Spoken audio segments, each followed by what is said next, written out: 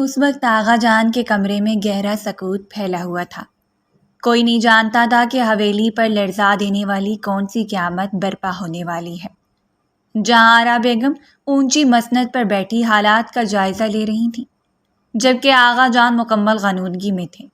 بیماری نے ان کو اس قدر لاغر کر دیا تھا کہ ان کا وجود اب ان کے بس میں نہیں رہا تھا، اور ہر ایک کو یقین ہو چکا تھا کہ وہ اپنی آخری سانسیں گن رہے ہیں۔ سب لوگ ان کے کمرے میں موجود تھے، خصوصی طور پر گھر کے بڑے۔ ان کے قریب بیٹھا ہوا ڈاکٹر بے چینی سے اٹھا اور گھر والوں کے فکر مند چہروں پر ایک نظر دوڑائی۔ مجھے نہیں لگتا کہ بلڈ پریشر کنٹرول میں آئے گا، ابھی بھی دماغ مکمل غنودگی میں ہے۔ وہ تو اس حالت کو پہنچ چکے تھے کہ اب ہسپتال لے جانا بھی ناممکن تھا، لیکن اس کے باوجود وہ بات کو سمجھ پا رہے تھے۔ کچھ ہی دیر کی نیند کے بعد انہوں نے نکاہٹ سے اپنا ہاتھ اٹھایا اور اپنے بڑے بیٹے افتخار خان کو اپنی جانب آنے کا اشارہ کیا۔ وہ بے تابی سے اٹھتے ہوئے قریب سے لے گئے۔ بولے آغا جان، آپ کی طبیعت کیسی ہے اب؟ انہوں نے نرمی سے ان کے ماتھے پر ہاتھ رکھا تھا اور آغا جان نے آہستگی سے اپنا سر ہلا دیا۔ میں نے ایک عرصہ پہلے وصیت بنوا دی ہے، اور میری بنائی ہوئی وصیت پر تم اور طاہرہ دونوں عمل کرو گے۔ یہ میرا حکم ہے۔ یہ الفاظ انہوں نے کس طرح ادا کیے تھے کہ صرف وہ جانتے تھے، اور ان کا دل، اور ان کے الفاظ میں موجود درد کو محسوس کرتے ہوئے افتخار صاحب بے اختیار رو پڑے۔ آغا جان، ہمت رکھیں، آپ کو کچھ نہیں ہوگا۔ اللہ کے ہاں دیر ہے اندھیر نہیں، وہ آپ کو شفا یاب کرے گا۔ ان کے پاس تسلی کے علاوہ کچھ نہیں تھا۔ طاہرہ بیگم بھی جلدی سے چلتی ہوئی باپ کے قریب آ گئی، اور عین اسی وقت داخلی دروازے سے کوئی اندر داخل ہوا تھا۔ زندگی میں پہلی بار اس نے حویلی کی دہلیز پر قدم رکھے تھے، اور اس قدر بے تابی سے کہ پورا وجود لرز رہا تھا۔ سرخ آنکھوں کے ساتھ وہ ضبط کیے اندر داخل ہوئے۔ دراب خان، حویلی میں موجود خاص ملازم نے انہیں پہچانتے ہوئے آگے بڑھ کر سلام کیا تھا۔ آغا جان کدھر ہیں؟ انہوں نے بے تابی سے پوچھا۔ سرکار اپنے کمرے میں ہے۔ ملازم سر جھکائے ان کے سامنے مؤدب کھڑا تھا، اور وہ کمرے کی جانب بڑھ گئے۔ کمرے میں وہ بغیر دستک دیے اندر داخل ہوا، اور اندر کا منظر دیکھ کر ان کا کلیجہ منہ کو آیا تھا۔ وہ جلدی سے آغا جان کی جانب بڑھے اور ان کے دونوں ہاتھوں کو تھام لیا۔ افتخار خان حیرت سے اسے دیکھتے رہے، جبکہ ماتھے پر واضح شکنیں پڑ چکی تھیں، لیکن اس وقت وہ باپ کی بیماری کے زیر اثر کچھ نہیں کہہ سکتے تھے۔ دراب خان کا چہرہ دیکھتے ہوئے جیسے آغا جان کے چہرے پر زندگی کی رمق ایک بار پھر دوڑ گئی۔ انہوں نے چمکتی ہوئی آنکھوں کو کھول کر اپنے بیٹے کے ہاتھوں کو تھام لیا، اور پھر اسے سر جھکانے کے لیے کہا تھا، جو سر جھکاتے ہوئے آگے بڑھا، اور آغا جان نے ان کے ماتھے پر بوسہ دیا۔ دراب خان شدت سے رو پڑا تھا۔ آغا جان، مجھے آپ کی ضرورت ہے، میں کس کے سہارے؟ اور انہوں نے بس نرمی سے انگلی آسمان کی جانب اٹھا لی، گویا کہہ رہے ہوں کہ خدا کے سہارے۔ کس قدر درد سے بھرا ہوتا ہے وہ لمحہ جب انسان اولاد کو صرف خدا کے سہارے چھوڑ کر چل پڑتا ہے۔ اور جیسے انہوں نے دراب خان کے دیار غیر میں جانے بعد زندگی کی امید ہی چھوڑ دی تھی۔ ان کی آنکھیں پتھر کی ہو گئیں اور پورا وجود ٹھنڈا ٹھار پڑ گیا۔ سب ہی ان کی جانب دوڑے تھے، لیکن انہوں نے اپنی زندگی کی تھامی ہوئی ڈور کو جانے دیا۔ وہ ان کے ہاتھوں سے سرک چکی تھی، اور اب سوائے رونے کے کچھ بھی نہیں تھا۔ گھر والوں پر قیامت برپا ہو پڑی تھی۔ آغا جان ان کے لیے وہ ستون تھے جنہوں نے ساری حویلی کو سنبھال رکھا تھا، جہاں آرا بیگم بس سر جھکائے روتی رہی۔ زندگی میں بے پناہ محبت کے باوجود وہ ساتھ نہیں بن پایا جو رشتے میں مضبوطی کی بنیاد ہوتا ہے، لیکن اس کے باوجود اس وقت وہ اپنی کھوئی ہوئی محبت کا ماتم بنا رہی تھی، جو ایک عرصہ پہلے ہی ان سے بچھڑ چکی تھی اور آج نظروں سے بھی غائب ہو گئی۔ دوسری ہی شام وکیل کو حویلی میں بلا لیا گیا۔ اب یہ رسم دنیا تھی تو اسے نبھانا ہی تھا، اور وصیت کو سنتے ہی سب کے سروں پر گویا پہاڑ ٹوٹ پڑا۔ آغا جان نے کب اپنی وصیت میں رد و بدل کروا لی کوئی نہیں جانتا تھا، جبکہ وصیت نامہ جیسے جیسے وکیل پڑھ کر سنا رہا تھا، افتخار خان کا چہرہ غصے سے سرخ ہو رہا تھا۔ ان کی جائیداد ان کے دونوں بیٹوں میں برابر تقسیم کی جائے گی۔ ایسا کیسے ہو سکتا ہے؟ یہ جائیداد میرے باپ کی ہے اور میں ہی اس کا وارث ہوں۔ میں کسی بھی بدذات عورت کے بیٹے کو اس جائیداد میں حصے دار نہیں بننے دوں گا۔ افتخار خان بھڑک اٹھا تھا اور دوراب خان نے جیسے ضبط کے گھونٹ بھرے۔ خبردار، اگر میری ماں کے بارے میں ایک لفظ بھی کہا تو۔ وہ ضبط کے باوجود بول اٹھے۔ مت بھولو کہ یہ جائیداد میری ماں کی ہے۔ دوراب خان، ایک عرصہ پہلے جہاں آرا بیگم نے اپنا سب کچھ آغا جان کے نام کروا دیا تھا اور اب وہ اپنے پیچھے رہ جانے والی ساری جائیداد کو اپنے بیٹوں میں تقسیم کر چکے تھے، اور یہ بات افتخار خان کو ہرگز قبول نہیں تھی۔ طاہرہ بیگم کا بھی حصہ علیحدہ تھا، جبکہ وصیت کا دوسرا حصہ پڑھ کر تو گویا سب لوگ ساکت رہ گئے۔ انہوں نے کہہ دیا تھا کہ دوراب خان کی بیٹی یعنی دانیس دوراب، جو ابھی صرف 10 سال کی تھی، اسے افتخار خان کے بیٹے ارحام خان کے نکاح میں دے دیا جائے، جس کی عمر اس وقت پورے 17 سال تھی۔ دوراب خان سر جھکائے بیٹھے رہے، آنکھوں کی رنگت سرخ تھی، لیکن وہ اپنے باپ کے فیصلے کے خلاف نہیں جا سکتے تھے، اور یہی ان کی محبت کی خاصیت تھی۔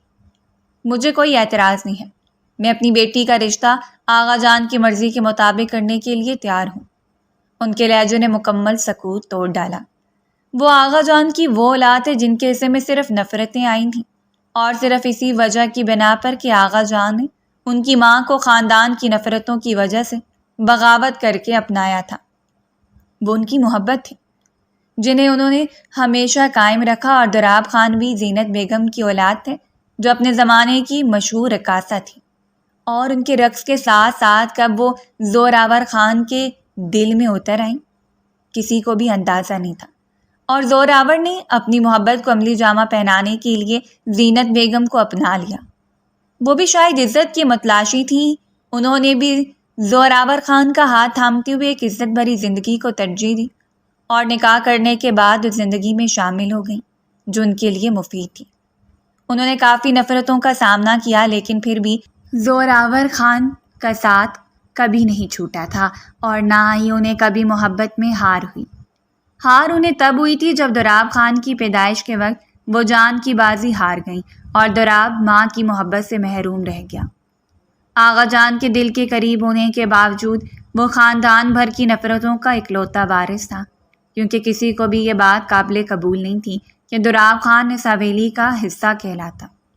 جب بابا جان ایک بار اسے حویلی لے کر آئے تھے اور حویلی کے مکینوں نے اسے ایک رقاصہ کا بیٹا کہتے ہوئے حویلی سے نکال دیا، خود جہاں آرا بیگم کو بھی یہ منظور نہیں تھا کہ وہ ان کی اولاد کے ساتھ پلتا، اور نہ ہی وہ اسے محبت بھرا ماں کا لمس دے سکتی تھی، سو وہ ساری زندگی حویلی سے دور رہا۔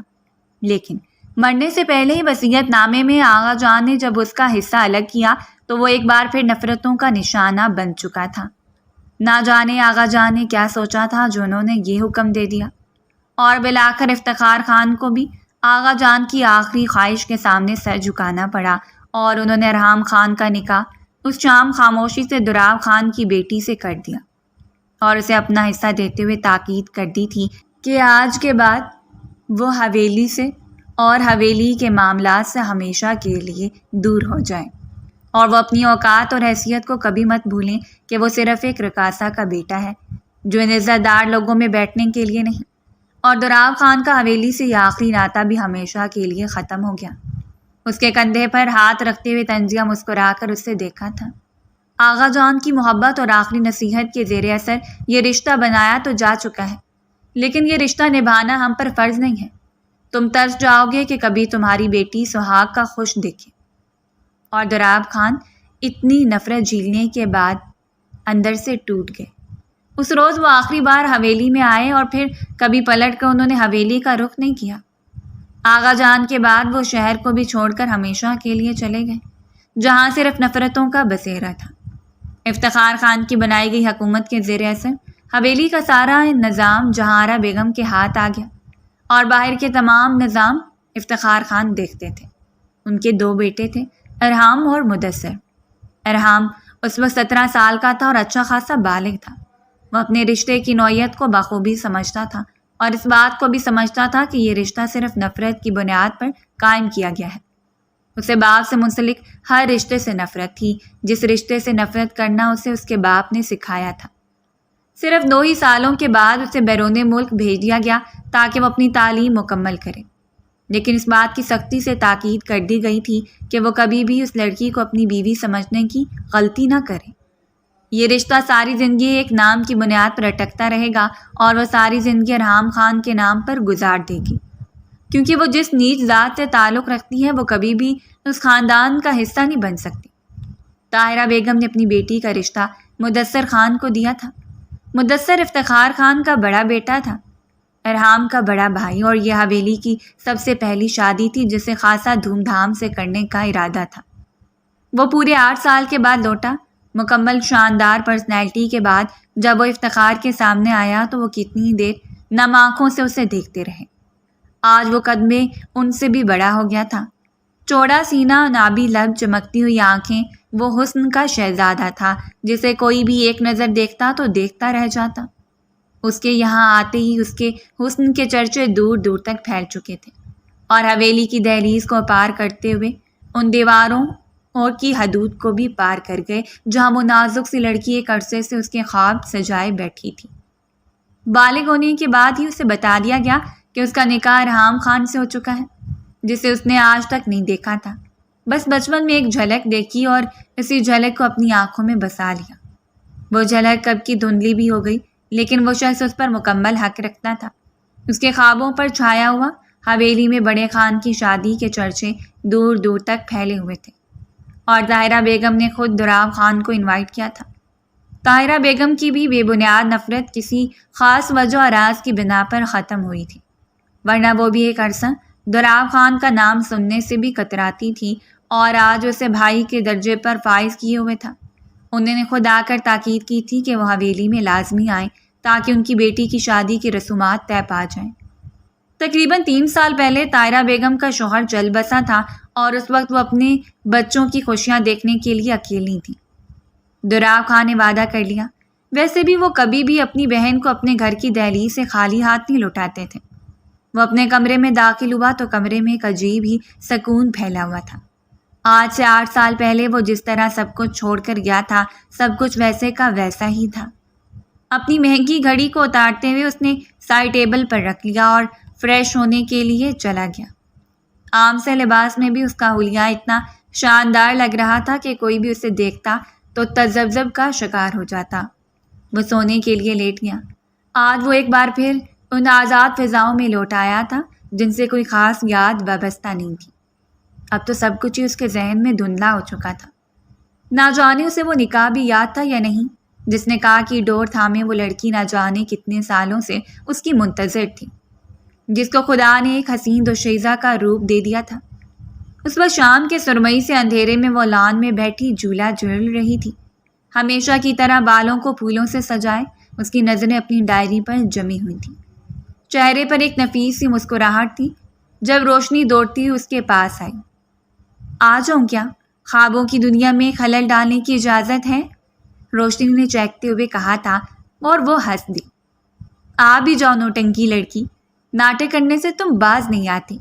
یوں تو روشنی وہاں کی ملازمہ کی بیٹی تھی، لیکن اسے کبھی گھر والوں نے احساس ہی نہیں ہونے دیا کہ وہ ملازمہ کی بیٹی ہے، اور ہمیشہ ہی اس کے ساتھ پیار بھرا رویہ رکھا۔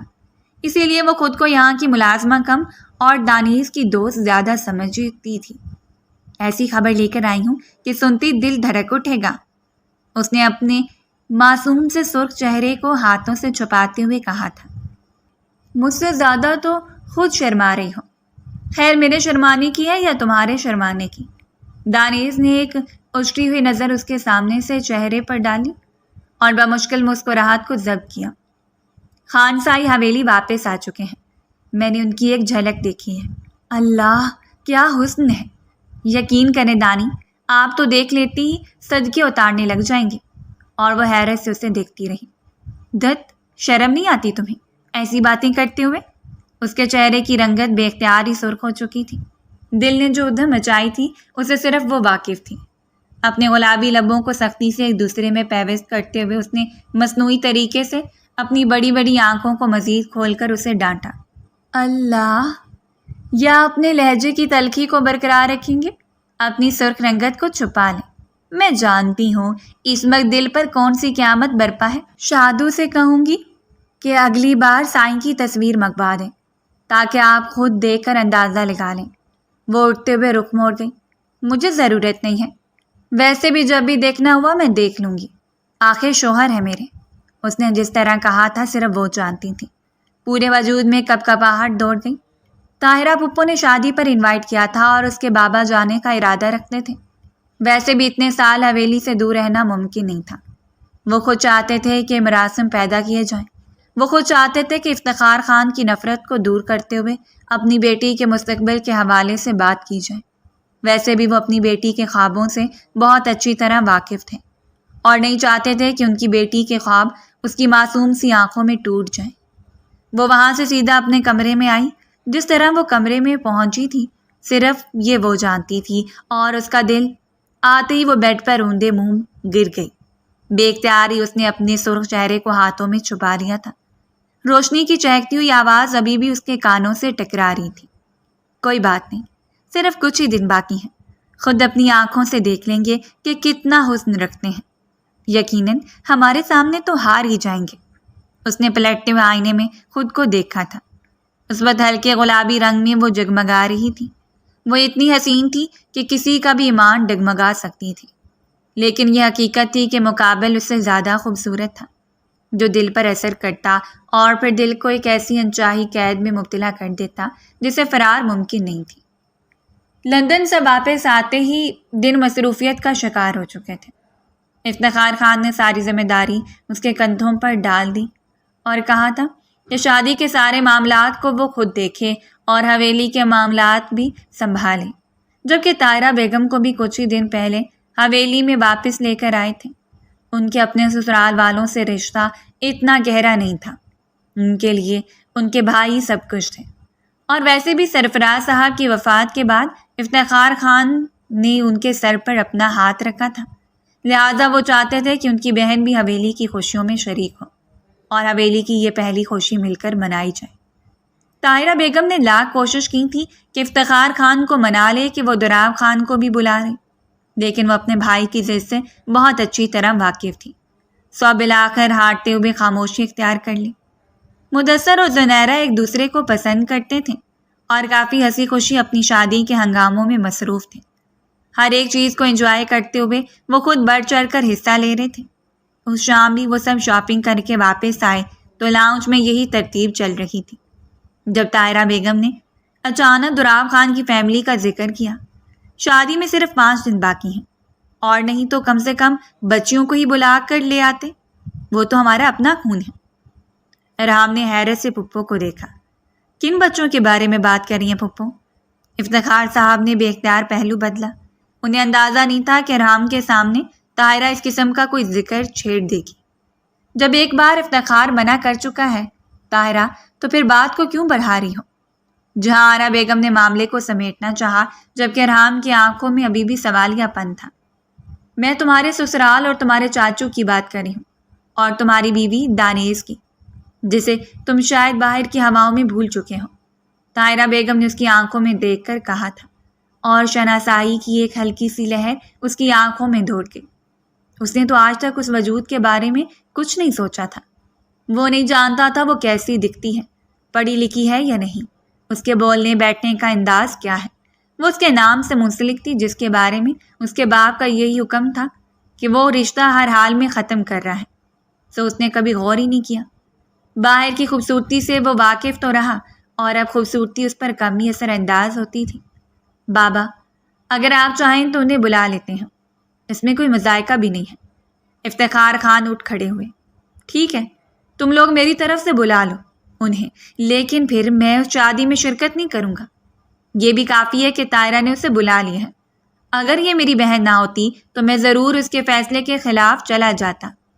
وہ اپنا حکم سنا کر اٹھ کر چلے گئے تھے، اور لاؤنج میں گہری خاموشی چھا گئی، جہاں آرا بیگم پہ بھی اٹھتے ہوئے اپنے کمرے میں چلی گئی، اور طاہرہ بیگم بھی افسردگی سے سر جھکائے بیٹھی رہی۔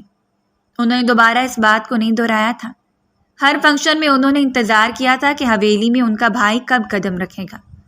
دراو سے لاکھ نفرت سہی، لیکن وہ بھی ان کا بھائی تھا، چاہے دوسری ماں سے ہی، لیکن ان کے باپ کی اولاد تھی، اور اسے یقین تھا کہ دراو ان سب سے بے پناہ محبت کرتے ہیں۔ وہ کسی بھی فنکشن کو اٹینڈ کرنے کے لیے نہیں آئے تو انہوں نے بے اختیار ہی دراو خان کو کال کر دی۔ کیا بہن کے بلانے میں اتنی طاقت نہیں تھی کہ آپ یہاں تک نہیں آ پائے؟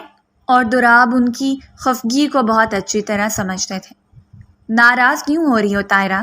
میں شادی والے دن نہ آؤں تو پھر ناراضگی بنتی ہے تمہاری۔ میں کچھ نہیں جانتی بھائی، کل مہندی کے فنکشن میں مجھے بچیوں سمیت آپ چاہیے، بچیوں کو بھی لے کر آئیں، اور آپ خود بھی، اور بھابھی جان سے بھی کہیے گا۔ دراب خان نے خاموشی اختیار کر لی، اور ان کی خاموشی میں چھپے ہوئے شکووں سے بھی طاہرہ بیگم اچھی طرح واقف تھی، سو چپ چاپ کال کاٹ دی۔ شاید ان میں اتنی ہمت نہیں تھی کہ وہ دراب خان کے اگلے سوالوں کے جوابات دے پاتی، اور پھر ان کی گئی بات کے مطابق وہ دوسرے روز عصر کے وقت ہی حویلی واپس آ گئے۔ کوئی اگر ان کو دیکھ کر خوش تھا یا نہیں، لیکن طاہرہ بیگم کی خوشی ددنی تھی۔ جہاں آرا بیگم نے بھی اپنے سامنے جھکے ہوئے دراب کے کندھے پر ہاتھ رکھا، وہ اگر بہت زیادہ محبت سے پیش نہیں آتی تھی تو کبھی بھی نفرت کا مظاہرہ نہیں کیا۔ ہاں، یہ سچ تھا کہ وہ محبت کو کبھی بانٹ نہیں سکتی تھی، لیکن اب وہ وقت گزر چکا تھا، اور وقت نے انہیں اتنا ضعیف اور سمجھدار بنا دیا تھا کہ وہ اچھی طرح جانتی تھی ان بے بنیاد نفرتوں کا کوئی جواز نہیں بنتا۔ افتخار خان اپنے کمرے میں ہی رہے، حویلی کے دوسرے پورشن میں کمرے سے سیٹ کروا دیے تھے، اور دراب خان اپنی لمٹ کو بہت اچھی طرح پہچانتے تھے۔ انہوں نے بچیوں کو خاصی تاکید کی تھی کہ وہ حویلی کے اس پورشن میں آنے سے گریز کریں، بس فنکشن اٹینڈ کریں اور پھر اپنے کمرے میں چلی جائیں۔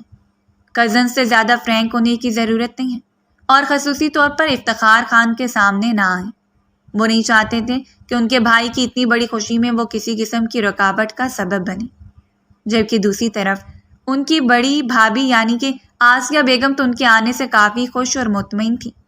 ویسے بھی انہیں کوئی فرق نہیں پڑتا تھا، جو ہونا تھا ہو چکا تھا، اور دراب خان ان کی کافی عزت کرتے تھے، جبکہ ان کی دیورانی بشرا بیگم کا رویہ کچھ سخت تھا، لیکن انہوں نے ہمیشہ محبت اور اخلاق کا مظاہرہ کیا۔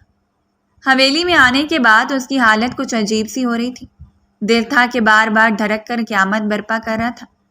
وہ چاہتی تھی کہ وہ اسے دیکھے، جس کے حسن کے چرچے اسے چین نہیں لینے دیتے تھے، اسے اپنی آنکھوں سے دیکھ کے کہ جس پر وہ مکمل حق رکھتی ہے، وہ دیکھنے میں کیسا لگتا ہے جسے دیکھنے کا، چھونے کا، چاہنے کا صرف اسی کے پاس حق ہے۔ اس کے لیے تیار کردہ کمرہ بہت اچھا تھا۔ حویلی کا دوسرا پورشن مکمل طور پر ان کو دے دیا گیا تاکہ وہ یہاں 2 دن آرام سے گزار سکیں۔ اس کے علاوہ بھی ملازمین موجود تھے، جبکہ اس کے بعد کی عزت نفس کے خلاف بات تھی کہ وہ خود حویلی کے دوسرے پورشن میں اپنے تایا کی فیملی کے پاس جاتی۔ رات فنکشن شروع ہونے سے پہلے وہ کچھ تذبذب کا شکار تھی۔ اس نے اپنی بہن اریحا سے کہا بھی کہ وہ فنکشن اٹینڈ نہیں کرنا چاہتی۔ حقیقت تو یہی تھی کہ وہ اس شخص کا سامنا ہی نہیں کرنا چاہتی تھی۔ آپ پاگل ہو گئی ہیں؟ بھائی کتنے عرصے کے بعد حویلی واپس آئے ہیں، وہ آپ کو دیکھیں گے، آپ ان سے مل لیجیے، یہی تو موقع ہے۔ اریحا نے اسے سمجھانا چاہا، اور وہ بس خاموشی سے سر جھکائے بیٹھی رہی۔ وہ نہیں جانتی تھی کہ وہ اسے دیکھ کر کیسا ریئیکٹ کرے گا۔ ہو سکتا ہے کہ انسان بن کر قریب سے گزر جائے، تو جس کی محبت کے دیپ جلائے بیٹھی تھی، نہ جانے وہ اس کے ساتھ کیا سلوک کرتا ہے، کیونکہ اس کے تایا نے تو ان لوگوں کو ہرگز قبول نہیں کیا تھا۔ بلا کر کچھ دیر کے بعد وہ تیار ہونے کے لیے اٹھ کھڑی ہوئی۔ اپنے لمبے بالوں کی چوٹیاں باندھ کر اس نے کندھے پر ڈالی۔ اپنے پسندیدہ جھمکے اس نے جیولری کے نام پر پہنے تھے، اور بہت ہلکا سا فٹ میک اپ، لیکن اس لک میں بھی وہ کافی حسین لگ رہی تھی۔ اس کے بالوں کی نرم کرلی لٹیں اس کے چہرے کو چھوتے ہوئے اسے حسین اور دلکش بنا رہی تھی۔ خوبصورت پنکھنی جیسے لب جن پر گلابی رنگوں کو سجا دیا گیا۔ وہ فنکشن میں آئی تو ہر طرف رنگوں کی بہار تھی۔ یہاں آنے کے بعد وہ کافی خوش تھی۔ سارے کزنس اسے اچھا خاصا پروٹوکول دے رہے تھے، لیکن اس کے باوجود وہ شاید ابھی تک فنکشن میں موجود نہیں تھا۔ زنیرہ کے لیے خوبصورت جھولا نما سیج بنا دی گئی تھی، جہاں اسے مہندی لگنا تھی۔ مدثر اور وہ دونوں بے حد خوبصورت لگ رہے تھے۔ اس وقت وہ رسم کر کے پلٹی تھی جب اسے وہ پیچھے کھڑا دکھائی دیا۔ اس نے آج سے پہلے اسے نہیں دیکھا تھا، لیکن آ جانے کیوں دل نے دھڑکتے ہوئے گواہی دی تھی کہ سامنے کھڑا شخص وہی ہے، اور وہ بے اختیار اسے دیکھتی رہی۔ وہ اسے چند قدم کے فاصلے پر کھڑا شاید اپنی باری کا انتظار کر رہا تھا۔ صرف ایک پل کے لیے دونوں کی نظریں ملی تھیں، اور اتنی بے قراری سے ملی کہ دانش کو اپنی پلکیں جھپکنا مشکل ہو گیا۔ اس وقت وہ اتنا خوبصورت لگ رہا تھا کہ محفل کی جان بنا ہوا تھا۔ جبکہ سامنے کھڑی لڑکی کو انجان نظروں سے دیکھنے کے بعد اس کی نظروں میں شناسائی کی ایک ہلکی سی رمق ابھری اور اگلے ہی پل اس نے نظروں کو جھکا لیا اور آگے بڑھ گیا۔ ایک طلسم سا ٹوٹ گیا تھا۔ دانیر جلدی سے سنبھلتے ہوئے اسٹیج سے نیچے اتر آئی۔ پلٹ کر اگر دیکھتی تو شاید پتھر کی ہو جاتے۔ اسے یقین ہو چکا تھا کہ یہ وہی ہے۔ وہ کرسی پر بیٹھی تھی جب اریحا اس کے کان میں جھکی۔ آپ نے بھائی کو دیکھا؟ ابھی وہ جو رسم کر کے واپس آ رہے ہیں۔ اس نے بے ساختہ ایک بار پھر سر اٹھا دیا۔ نہ جانے کیوں بار بار ان دونوں کی نظریں چار ہو رہی تھیں۔ اسے یوں لگ رہا تھا جیسے وہ شخص بھی متلاشی نظروں سے اسے دیکھ رہا ہے۔ اس نے سن رکھا تھا کہ وہ خوبصورت ہے، لیکن وہ یہ نہیں جانتی تھی کہ وہ اس قدر مکمل حسن کا مجسمہ ہے جسے دیکھ کر وہ حیران رہ جائے گی۔ خدا نے اس کے مقدر میں اس قدر شاندار مرد لکھا تھا۔ رسم ہوتے ہی وہ واپس اپنے پورشن میں چلی آئی۔ اب وہاں بیٹھنا محال تھا۔ دل تھا کہ نہ جانے کیوں بے وجہ سی ادھم مچائے ہوئے تھا۔ اس وقت وہ اپنے کمرے میں آیا تو طبیعت میں عجیب سی تھکاوٹ پھیلی ہوئی تھی۔ بڑے بھائی کی شادی تھی اور وہ ذمہ داریوں میں اس قدر ڈوبا ہوا تھا کہ اسے ارد گرد کا ہوش ہی نہیں رہا۔ شام کے وقت وہ حویلی واپس آیا تو طاہرہ پھپھو کی بیٹی اسے کچن سے نکلتی ہوئی دکھائی دی۔ اس نے مسکراتے ہوئے اسے دیکھا تھا۔ گڑیا، میرے لیے بھی ایک کپ چائے بنا کر میرے کمرے میں پہنچا دو۔ جی بھائی، ابھی بنا کر لاتی ہوں۔ وہ چہکتی واپس کچن میں چلی گئی جبکہ وہ سیدھا اپنے کمرے میں آیا اور سر میں کافی درد ہو رہا تھا اور وہ صرف اور صرف آرام چاہتا تھا۔ کچھ دیر کی بعد جویریہ چائے کے ساتھ ہی کمرے میں داخل ہوئی۔ دستک دے کر اس نے اندر جھانکا تو وہ مسکراتے ہوئے اسے دیکھنے لگا۔ اندر آ جاؤ، لاؤ چائے، مجھے دو۔ اسے اس وقت چائے کی شدید طلب ہو رہی تھی۔ اس نے چائے کا کپ پکڑایا اور پھر اپنی گول مٹول آنکھوں کو شرارت سے گھمایا تھا۔ ویسے آج چائے میرے ہاتھ کی نہیں پینی چاہیے تھی آپ کو۔ وہ سمجھ نہیں پایا کیا بات ہے۔ آنکھوں میں کافی شوقی ہے، کیا کہنا چاہتی ہیں؟ اس نے مسکراتے ہوئے پوچھا تو وہ صوفے پر ہی اس کے قریب بیٹھ گئی۔ وہ عمر میں اسے کافی چھوٹی اور شریر لڑکی تھی جو اسے کافی کیوٹ لگتی تھی۔ آج تو حویلی میں ہماری بھابھی آئی ہوئی ہیں، دانی آپی دوسرے پورشن میں آ چکی ہیں، اور اب جلد سے جلد آپ ان سے ملاقات کیجیے تاکہ آپ کو پتہ چلے کہ دانی آپ ہی کتنی کیوٹ ہیں۔ جویریہ تو مکمل اس کی دیوانی ہوئی پڑی تھی اور اس کے بارے میں سنتے ہوئے نہ جانے کیوں اس کا دل ہلکا سا دھڑکا تھا، جس پر اس نے فوراً ہی قابو پا لیا۔ اچھا، اچھی بات ہے، لیکن مجھے کیوں بتا رہی ہیں؟ وہ بالکل سنجیدہ تھا، جیسے کچھ بھی نہ ہوا ہو۔ آپ کو اس لیے بتا رہی ہوں کہ آپ دانی آپی کو دیکھیں، ان سے ملیں، وہ آپ کی بیوی ہے نا؟ اور اس لفظ پر وہ ٹھٹک کر جویریہ کا چہرہ دیکھنے لگا۔ یہ تو اس نے آج تک نہیں سوچا تھا کہ وہ اس کے نام سے منسوب ہے، اس کی منقوہ ہے۔ وہ اس پر مکمل حق رکھتا ہے۔ شاید بڑوں نے اتنی دوریاں بنا دی تھیں کہ وہ یہ سوچنا بھی گوارا نہیں کرتا تھا کہ وہ اس کی بیوی ہے، بس کسی غیر کی طرح جیسے باقی اس کے ارد گرد منڈلانے والے لوگ، جبکہ وہ کوسوں دور بیٹھی لڑکی کے ساتھ اس کا رشتہ کتنا قریبی تھا، یہ کوئی نہیں جان سکتا تھا۔ ٹھیک ہے، میں دیکھ لوں گا، ابھی آپ جائیں۔ جویریہ اس کے کمرے سے چلی گئی، لیکن وہ کافی دیر پرسوچ نظروں سے ایک ہی نقطے کو گھورتا رہا۔ اس کے ذہن میں عجیب سی ہلچل پھیلی ہوئی تھی۔ وہ حویلی میں آ چکی تھی، اگر وہ اس کے سامنے آ جاتی، کسی قسم کا کوئی مطالبہ کر دیتی یا پھر اپنے حق کے بارے میں بات کرتی، وہ اسے جتاتی کہ وہ اس کی منقوہ ہے، تو وہ اسے کیا جواب دے گا؟ اس کے پاس ایسا کوئی جواب نہیں تھا۔ یاد رکھنا، وہ تمہاری بیوی نہیں ہے، یہ صرف ایک کاغذی رشتہ ہے، وہ ساری زندگی تمہارے نام کے ساتھ منسوب رہے گی۔ میں تمہاری شادی خود اپنی مرضی سے کروں گا اور وہی تمہاری بیوی کہلائے گی، اس حویلی کی بہو۔ یہ افتخار خان کے الفاظ کسی ہتھوڑے کی مانند اس کے ذہن پر برسے اور اس نے آنکھوں کو موند کر صوفے سے ٹیک لگا لی۔ اس وقت اسے صرف آرام چاہیے تھا۔ وہ اس وقت اس لڑکی کو زیر غور لانا نہیں چاہتا تھا، جسے دیکھنے کے بعد اسے اندازہ ہی نہیں ہوا کہ وہ کتنی بار اسے دیکھتا رہا، کتنے ہی پل ایک عجیب سی کیفیت کی نظر ہو گئی۔ اس نے آج تک حسین چہرے دیکھے تھے، لیکن اس قدر معصوم اور شفاف چہرہ نہیں دیکھا تھا۔ بنا اس کی پہچان کے یہی وہ ایک نظر اسے دیکھتے ہی پہچان چکا تھا کہ وہی دانی ہے، دانیز ارحام خان، اس کی منقوہ، جب وہ رسم کر کے پلٹی اور اس کے سامنے آ کر کھڑی رہی، اپنی بھوری شفاف بڑی بڑی آنکھوں کو کھولی، اسے معصومیت سے دیکھ رہی تھی۔ تو دل میں عجیب سی ہلچل پھیلی ہوئی تھی۔ وہ چاہتا تھا کہ وہ آگے بڑھ کر اسے پکارے۔ اس نے دانی کی آنکھوں میں لپکتی ہوئی بےقراری کو دیکھ لیا تھا، بےقراری کے شعلے جو اس کے وجود کو سلگاتے ہوئے اسے احساس دلا رہے تھے کہ سامنے کھڑا شخص اس کا ہے۔ اس نے بڑی مشکل سے خود پر قابو پایا اور اس کے قریب سے انجان بن کر گزر گیا۔ شاید یہی ان دونوں کے لیے ایک بہترین قدم تھا۔ جتنی دیر وہ فنکشن میں رہی، وہ جانے انجانے میں اس کی توجہ کا مرکز بنی رہی۔ اس نے آج تک جتنے بھی حسین چہرے دیکھے تھے، یہ چہرہ ان سب پر غالب تھا۔ یا پھر اسے دیکھنے کا انداز بدل چکا تھا، یا حقیقت یہ بھی ہو سکتی تھی کہ وہ اس پر مکمل حق رکھتا تھا اور حق سے چاہے جانے والے چہروں کی قدر ہوتی ہے۔ اس رات وہ سونے کے لیے آیا تو آنکھیں بند کرتے ہی شناخت سے وہ معصوم سا چہرہ اپنی بڑی بڑی آنکھوں کو کھولے اسے دیکھتا ہوا محسوس ہوا۔ ان آنکھوں میں بے قراری تھی، اسے دیکھ لینے کی چمک تھی اور ایک عجیب سا سحر چھایا ہوا تھا جو سامنے موجود کسی بھی شخص کو اپنی لپیٹ میں لے سکتا تھا۔ کیا ہو جاتا اگر بابا اور چاچو کے درمیان کوئی دشمنی نہ ہوتی؟ کیا ہو جاتا اگر ہمارا رشتہ بھی بالکل ویسا ہوتا جیسا لوگ سمجھتے ہیں؟ یہ میں کیا سوچ رہا ہوں؟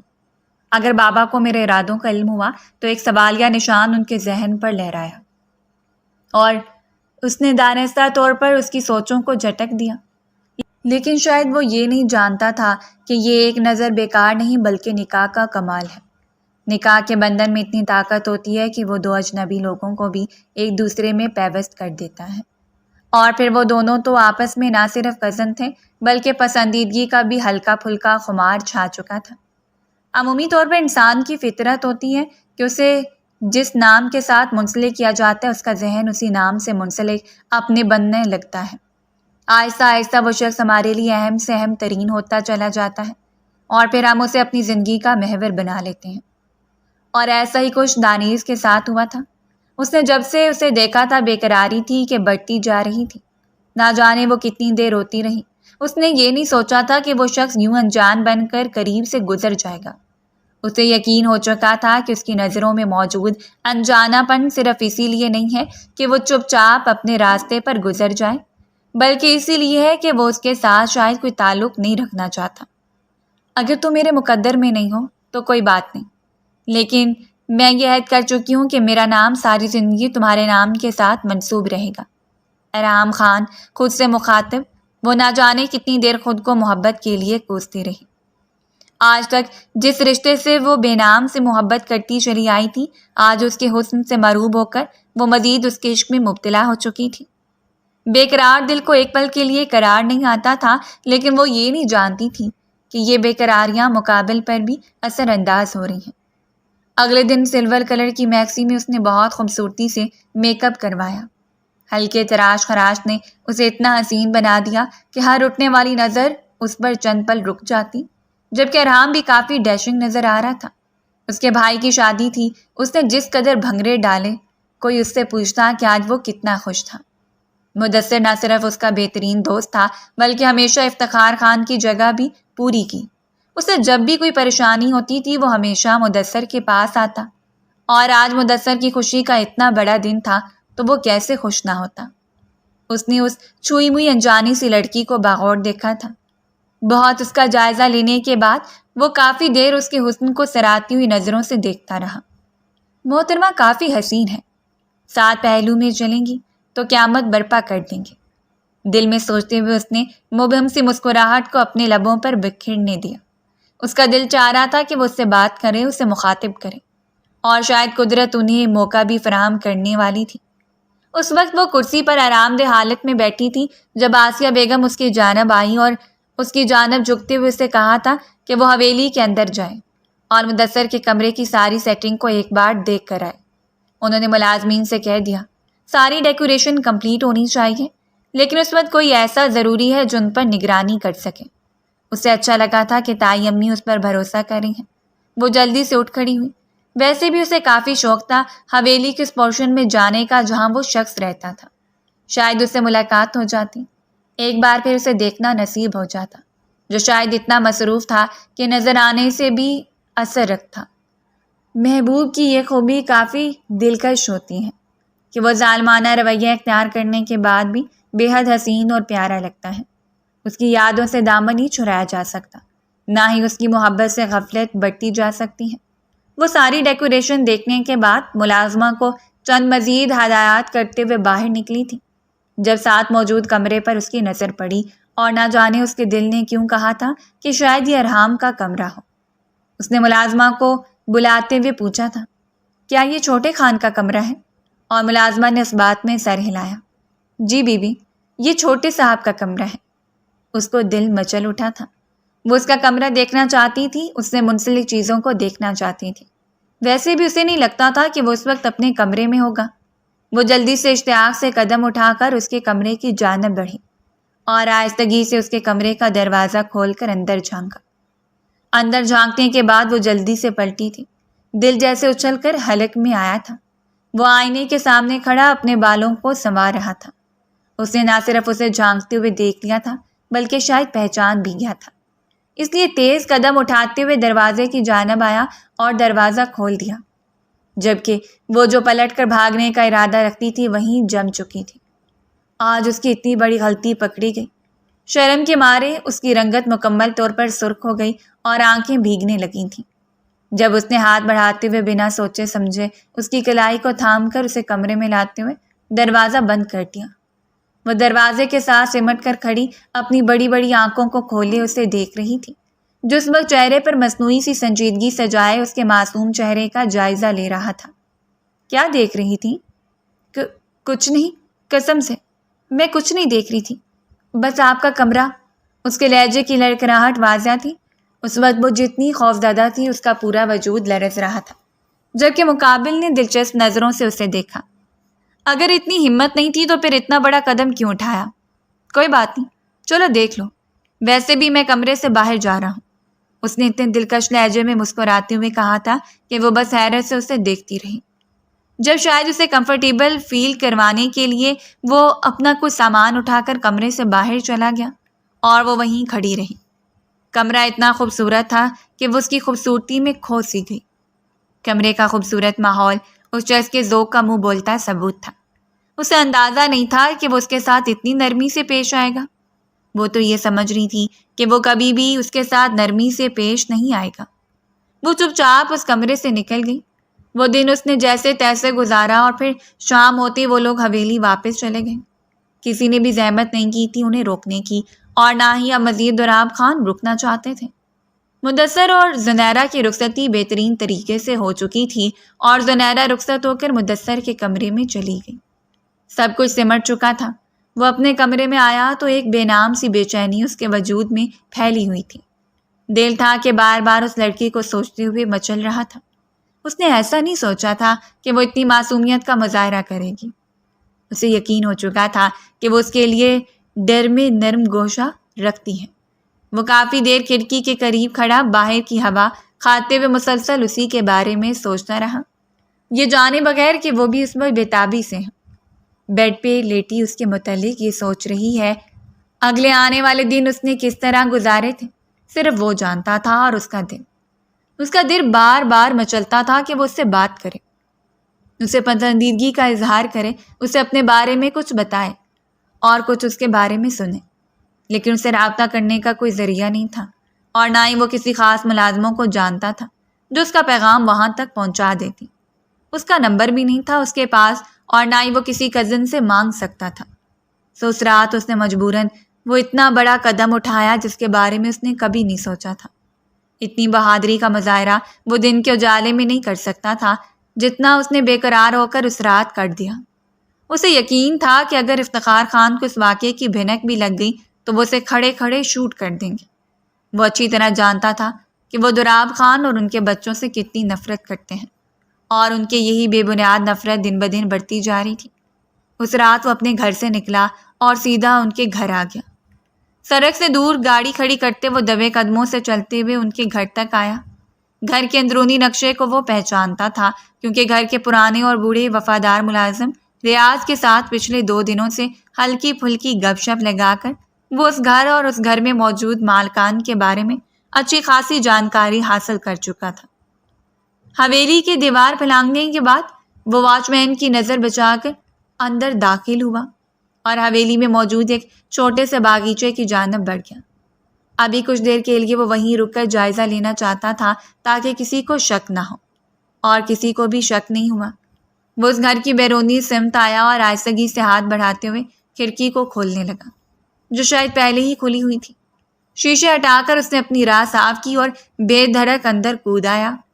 کمرے میں نیم اندھیرا پھیلا ہوا تھا اور نیم اندھیرے میں کسی کی بھاری سانسوں کی آواز سنائی دے رہی تھی۔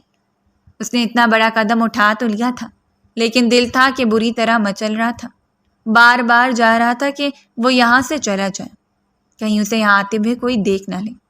اگر کسی نے دیکھ لیا تو شاید معاملات پہلے سے زیادہ خراب ہو جائیں، اور عین اسی لمحے بیڈ پر سوئے ہوئے وجود نے کروٹ بدلی اور اپنے قریب بیٹھے ہوئے وجود کے احساس سے چیختے ہوئے اٹھ بیٹھی۔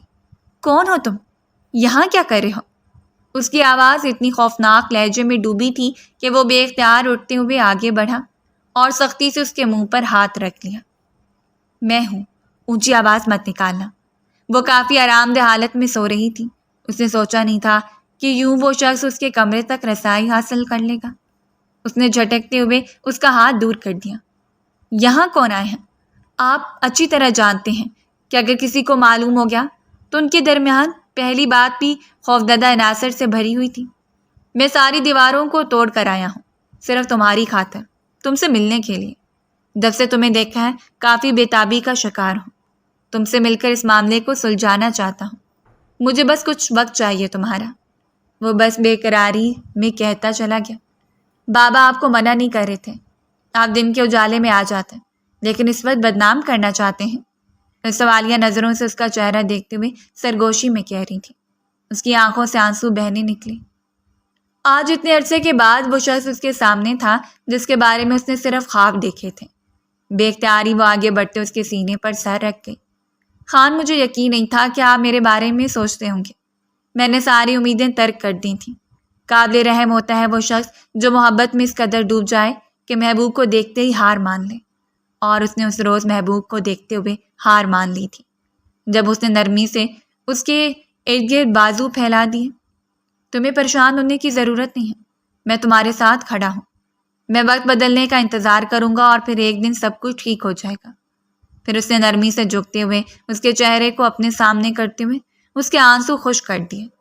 میں سوچ نہیں سکتا تھا کہ میری معصوم سی بیوی مجھ سے اتنی محبت کرتی ہے کہ مجھے دیکھتے ہی بے قراری میں رونا شروع کر دے گی۔ وہ کہتے ہوئے آہستگی سے اس کے ماتھے پر لب رکھ گیا۔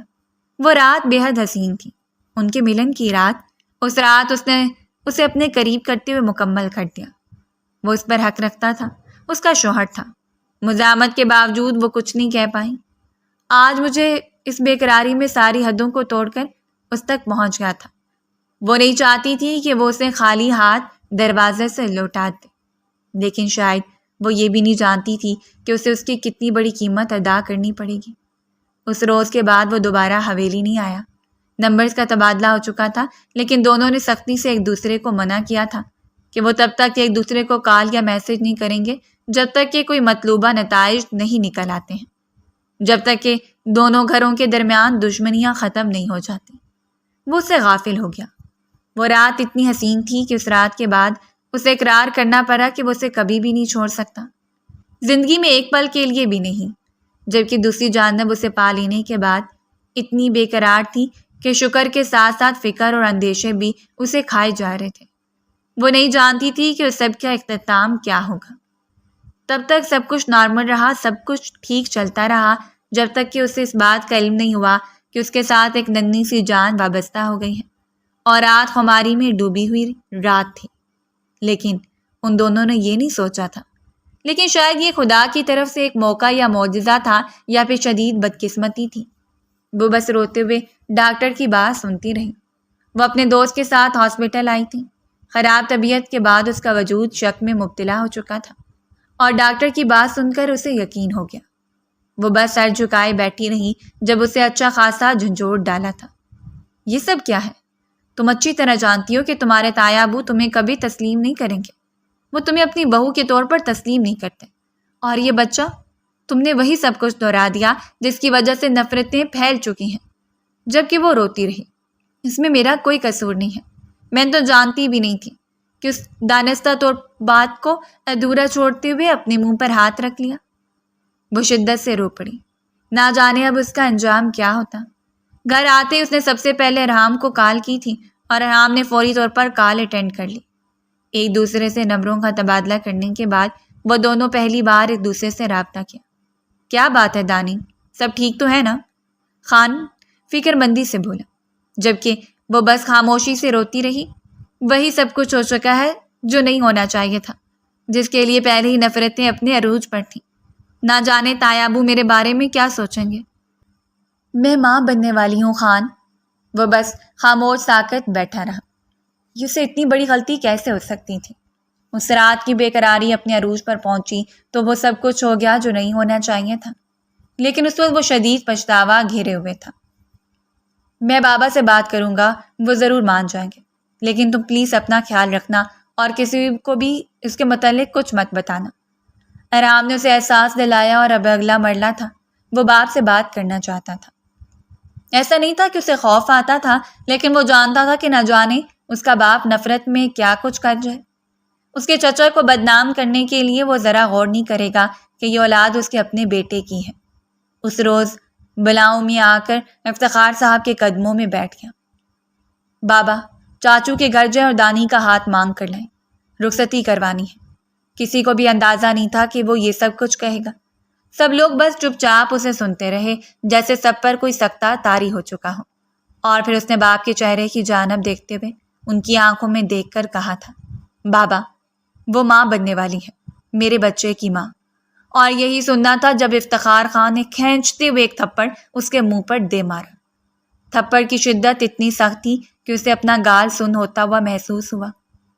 وہ سر جھکا گیا، جبکہ لاؤنج میں موجود خواتین کے کلیجے اچھل کر حلق تک پہنچ گئے۔